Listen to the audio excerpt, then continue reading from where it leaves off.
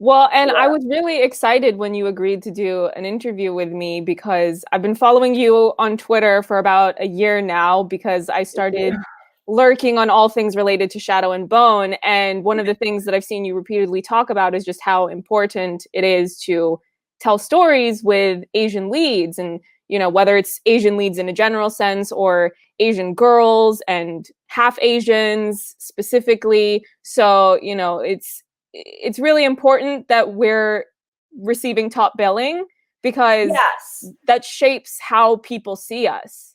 Yeah, and then on top of that, I think it's a little question of how we see ourselves. Like it's amazing how important it is to one, see yourself represented at all, and two, like understand the representation that you are seeing, because it cuts both ways. The tricky thing about representation is there is no version of representation that is a one size fits all perfect thing for anybody. But the sheer fact that you can see a person on, as number one on the call sheet is a huge thing, because somebody out there is going to see that and it is going to occur to them that that is possible. And like for me in particular, Shadow and Bone was a eye-opening experience because I am a half Korean woman who, grew up without a lot of Asian representation on TV, but the little bits that I saw meant the world to me. Like Margaret Cho and Ke Quan were like people that, like, actors, like whenever I saw them on television, it just occurred to me that this was possible. So there was that. But then the thing with Shadow and Bone that was interesting to me was when Eric approached me about possibly being staffed on season 1, I read the pilot and I was blown away because I felt something that I hadn't felt before. And it was, I read this pilot where a half Asian lead was in it. And so when I met with him, I was like, are you actually going to try to get a half Asian? Like, are you actually going to set out to get a half Asian and tell a story about a girl who, like, lives in a country where people, like, point out, you're not one of us?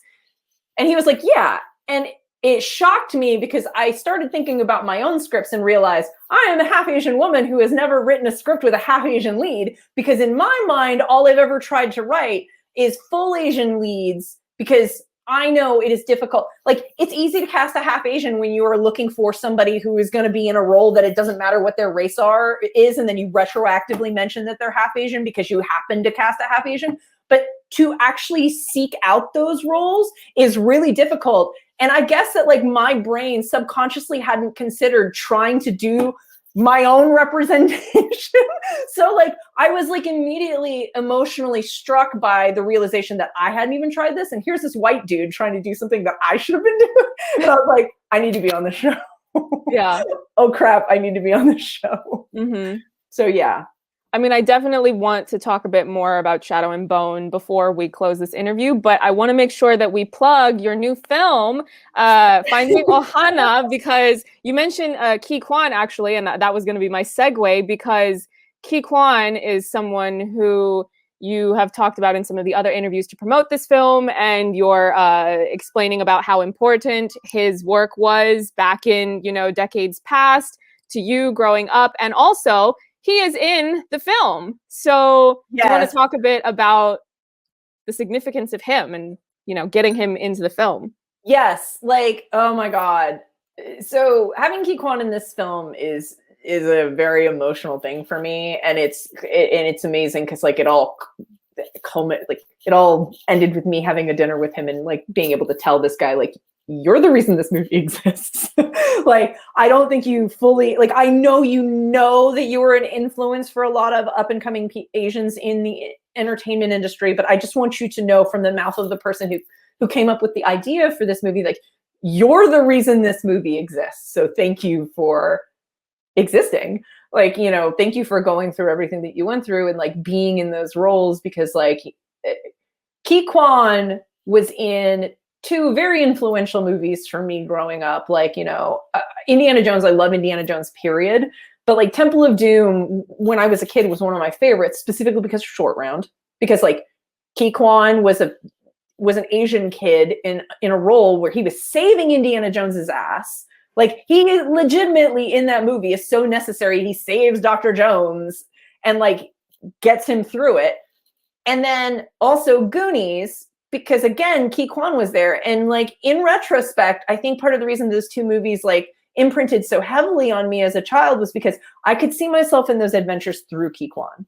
Like, there wasn't a ton of representation for us at the time. And I was like, you know, this like spunky girl who was very much a tomboy. And all I was seeing were, you know, white girls who were like kind of the sidekick, maybe a little precocious, but nowhere near as like headstrong or adventure driven as like these male components. But when they're male counteractors, but like counters, foils, whatever. But Ke Quan was at least Asian. So I was at least seeing myself through him on these adventures in a way that like I wanted to be represented. So when I decided to write like, you know, an adventure movie, like the first thing I thought was, I was like, I want to write Goonies full of Data. Like, I just want to write Goonies in Hawaii. And I want the majority of the kids to be Asian American Pacific Islander kids who are mixed race, you know, like, but in general, these are Hawaiian kids. And all of that stems from the fact that I saw Ke Quan in Goonies, and that movie left a huge impression on me.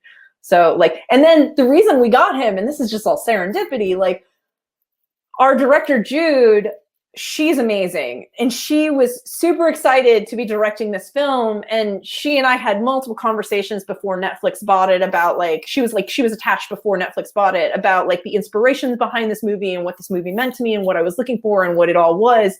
And like, in her starting to kind of like plan it all out and knowing that it was a very Indiana Jones Goonie thing, like she's at like a restaurant getting like frozen yogurt or something.